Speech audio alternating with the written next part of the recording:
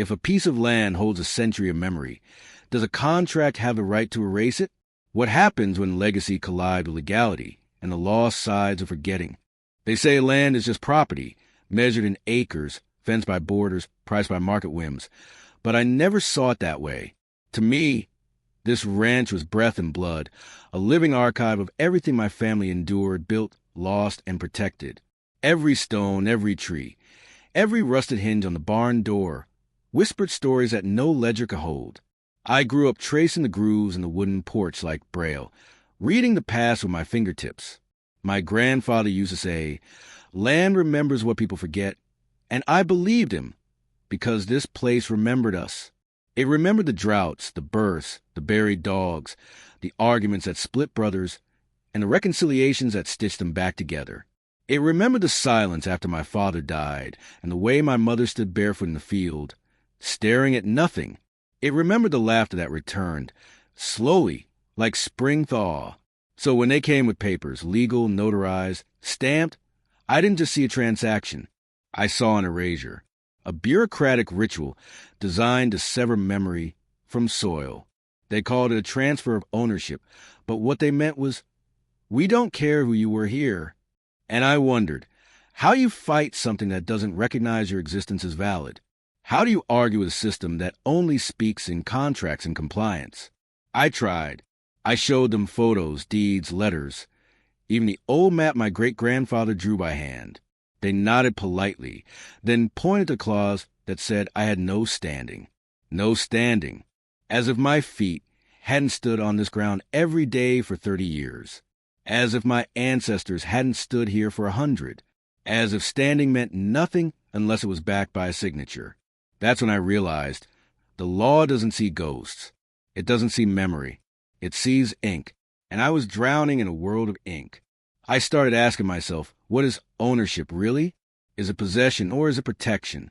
Is it the right to sell or the duty to preserve? Because we never owned this land the way they meant it. We belonged to it. We were its stewards, not its masters. And now, the stewards were being evicted, not because we failed to care for it, but because we failed to play the game of paperwork, of deadlines, of hidden clauses, and HOA politics, a game we never knew we were part of. And I kept thinking, if memory has no legal weight, then what does that say about justice? What does that say about history? What does that say about us? They didn't come with bulldozers or threats. They came with folders, neatly stacked, color-coded, filled with documents that spoke in a language I was never taught. HOA minutes, zoning revisions, purchase records, bylaws, each one a brick in the wall they were building between me and the land I call home. I remember sitting across from them, the representative smiling like this was routine, like this was just another Tuesday. "We acquired the property 5 years ago," she said, as if that sentence didn't carry the weight of 100 years of erasure. I asked her how that was possible. She pointed to a clause buried in a subdivision agreement from the late 90s, something about easements and annexation. I had never seen it. My parents hadn't either. But apparently it had been signed by someone somewhere, and that was enough. Enough to make their claim legitimate. Enough to make my presence unauthorized. And I kept thinking, legitimacy is a trick of paperwork. It's not about truth. It's about documentation. It's about who had the lawyer, who filed the form, who paid the fee. It's about who knew the game and who didn't even know there was one. They called it due process. I called it theft in slow motion, because what they were doing wasn't just taking land. They were rewriting reality. They were replacing memory with minutes, history with headers, legacy with legalese. And the worst part, they believed they were right. Not malicious, just procedural, just following the rules. But rules are not neutral. Rules are written by people who benefit from them. And those people rarely look like me, rarely live like me, rarely lose what I've lost. I started reading everything I could: property law, HOA governance, land use policy. I wanted to understand how this illusion was built. And what I found was terrifying. The system is designed to favor abstraction over experience. It rewards those who can navigate complexity, not those who live simply. It protects those who can afford a challenge, not those who are too busy surviving. It's a maze with no map, and I was already too deep inside. I found out that the HOA had been expanding its jurisdiction for years, quietly absorbing parcels through technicalities. They weren't evil. They were efficient. And efficiency is the enemy of nuance, of story, of soul. They didn't care that my great-grandfather built the first fence with his bare hands. They cared that the fence was 3 inches over the setback line. They didn't care that my mother planted wildflowers every spring.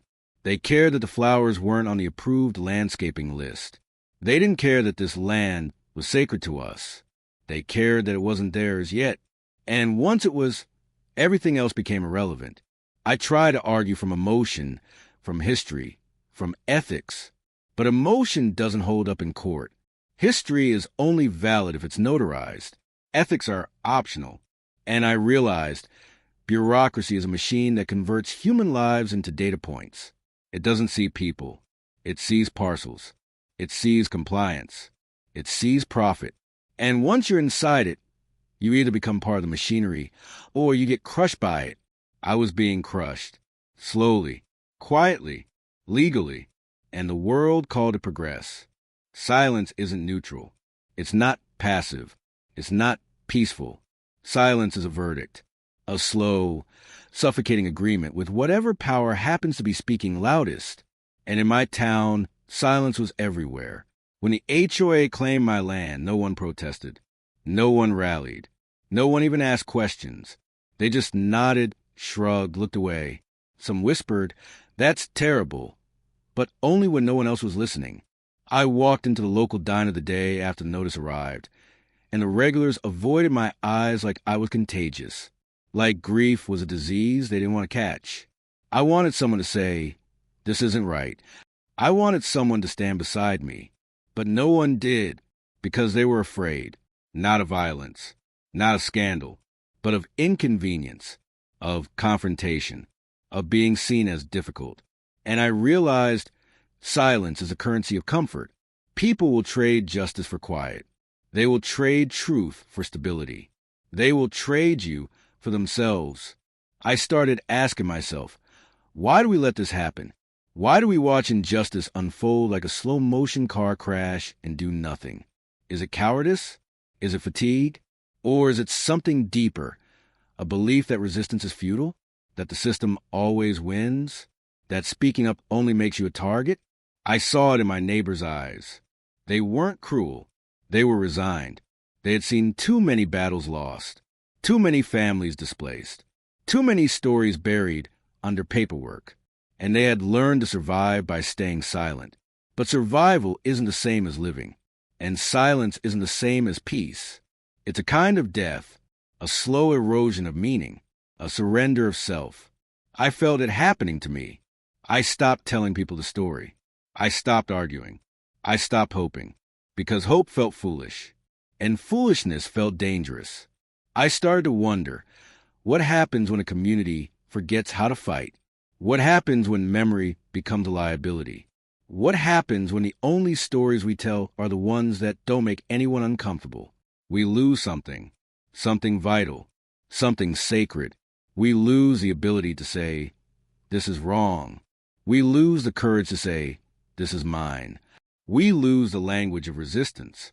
And once that language is gone, all that's left is silence, the kind that echoes, the kind that haunts, the kind that makes you question whether you ever existed at all. I walked the perimeter of the ranch one last time, tracing the fence line like a ritual, and I thought, if no one remembers, did it ever matter?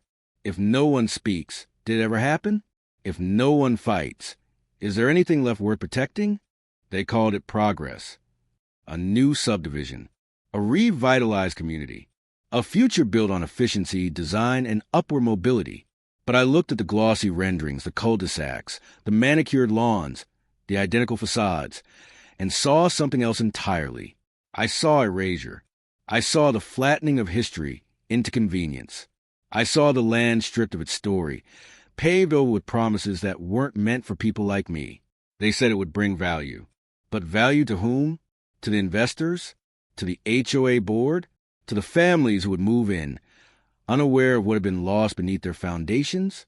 I watched the surveyors mark the ground with fluorescent tape, like surgeons prepping a body for dissection. I watched the old oak tree, where my father carved our initials, get flagged for removal. It's not in the plan, they said.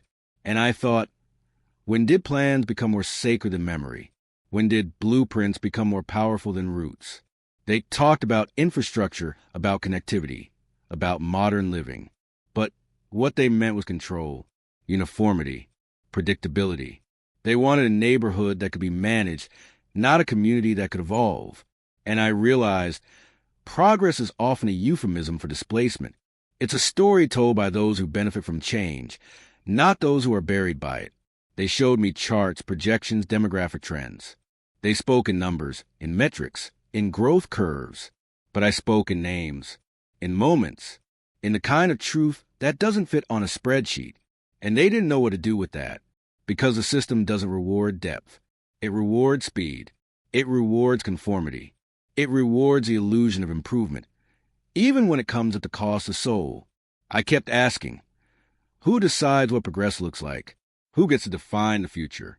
And why is it always the ones with the least connection to the past?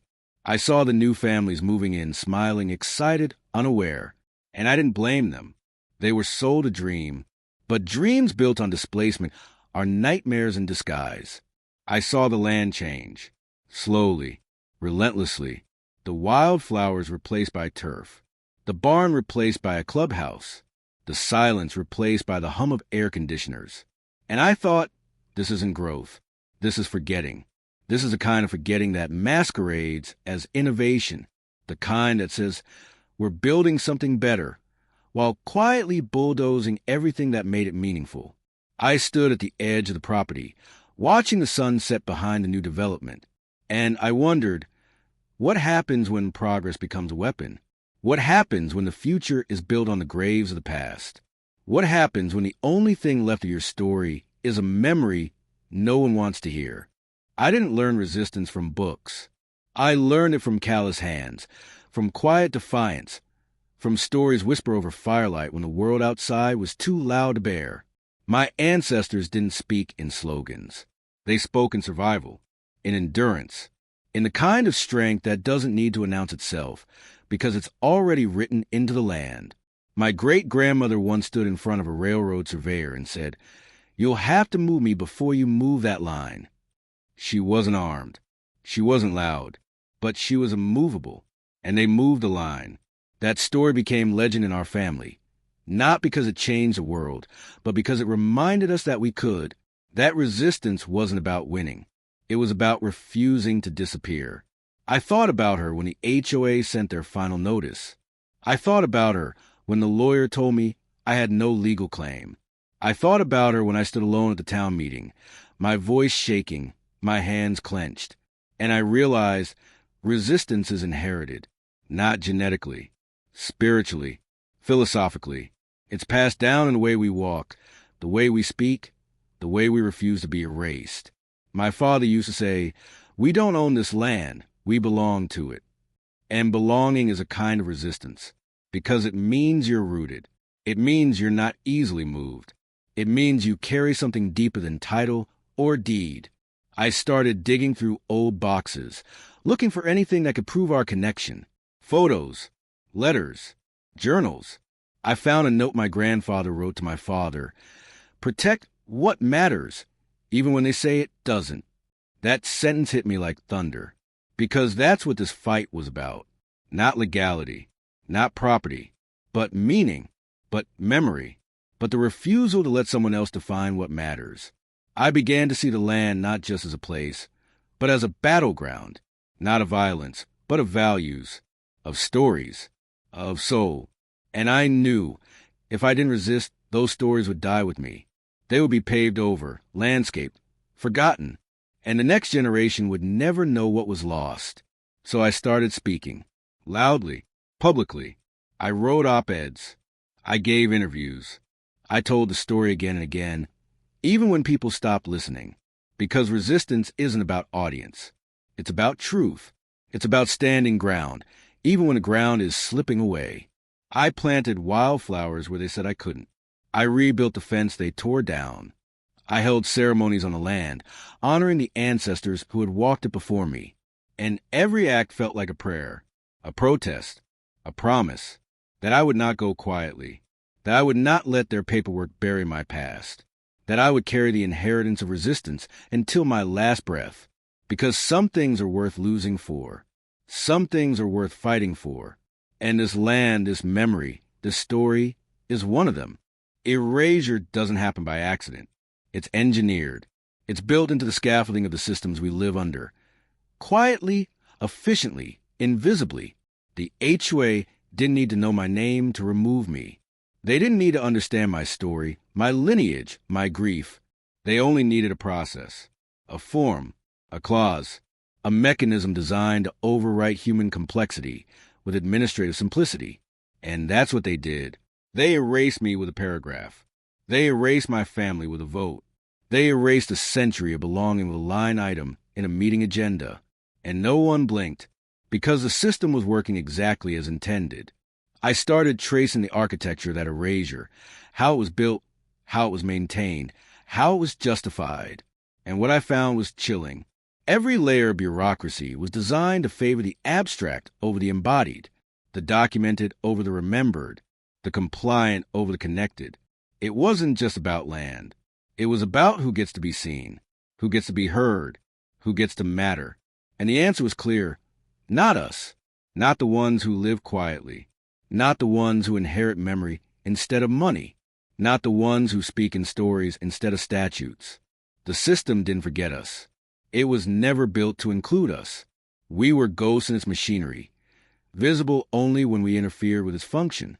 And when we did, we were removed, not violently, not loudly, but thoroughly. I looked at the HOA's bylaws and saw how they defined community. It was a list of rules, a set of standards, a vision of sameness. And I realized their version of community had no room for history, no room for contradiction, no room for the kind of messy, beautiful, painful truth that my family embodied. We were too real, too rooted, too resistant. And so we had to go. I kept asking, who designs these systems? Who decides what counts? Who decides what's worth preserving? And the answer kept coming back. Those who benefit from forgetting, those who profit from erasure, those who build futures that require the past to disappear. I saw it in the zoning laws, in the property codes, in the language of revitalization and redevelopment, all of it designed to sanitize, to simplify, to make the world easier to manage, even if it meant making it harder to live in. And I thought, this is not just about land. This is about power, about who gets to define reality, about who gets to write the story. And I refuse to be written out. I refuse to be footnoted. I refuse to be archived, because my story is not a relic. It's a rebellion. It's a refusal to be forgotten. It's a demand to be seen. And I knew, if I didn't speak, the architecture would remain intact. The erasure would continue. The system would keep working. And so I spoke, loudly, relentlessly, philosophically, because resistance isn't just about fighting back. It's about rewriting the blueprint. It's about redesigning the structure. It's about building a world where memory is not a liability, but a foundation. There comes a moment when silence breaks, not because people suddenly care, but because the truth becomes too loud to ignore. That moment came slowly, like a storm gathering behind closed doors. I had spent months shouting into the void, writing, speaking, resisting, and for a long time it felt like no one was listening. But truth has gravity. It pulls, it spreads, it unsettles, and eventually it reaches the places it was never meant to go. A journalist picked up my story, then another, then a podcast, then a documentary crew, and suddenly the land they tried to erase became a symbol, not just of injustice, but of memory, of resistance, of everything the system had tried to forget. The HOA called it misinformation. They issued statements. They held emergency meetings. They tried to reframe the narrative. But the narrative was no longer theirs. It was mine. It was ours. It belonged to every person who had ever been displaced, erased, overwritten. And it was spreading. People started showing up, not in protest, but in pilgrimage. They walked the land. They listened to the stories. They planted wildflowers. They cried. And I realized the reckoning isn't about revenge. It's about recognition. It's about forcing the system to see what it tried to ignore. It's about making memory visible, tangible, unavoidable. The HOA tried to issue a cease and desist. They said I was trespassing. I said I was testifying. They said I was violating property law. I said I was honoring ancestral law. They said I was disrupting the peace. I said peace built on erasure is not peace. It's silence. And the world listened. Not everyone. Not enough. But some. And sometimes some is enough. Enough to shift the narrative. Enough to crack the foundation. Enough to make the system flinch. I stood in front of the town council, holding my grandfather's journal. I read his words aloud. We protect what they forget. And the room went quiet. Not the quiet of indifference. The quiet of reckoning. The quiet of realization. The quiet that comes when truth finally pierces the armor of bureaucracy. I saw it in their eyes. The discomfort. The shame. The recognition. And I knew they couldn't undo what they had done, but they could no longer pretend it hadn't happened. The reckoning wasn't a victory. It didn't restore the land. It didn't rewrite the laws. But it did something deeper. It made the story undeniable. It made the memory unerasable. It made the system accountable, not legally, but morally. And sometimes morality is the only justice we get. I walked the land again, this time with others beside me, and I thought, this is what reckoning looks like. Not fire, not fury, but truth, standing, speaking, refusing to disappear. The land is gone. That's the truth, not metaphorically, not symbolically. Legally, physically, irrevocably gone. The papers were signed, the boundaries redrawn, the development approved. And I watched it happen like someone watching their own house burn from across the street, unable to move, unable to scream, unable to wake up. But something strange happened in the aftermath. I didn't disappear. The story didn't die.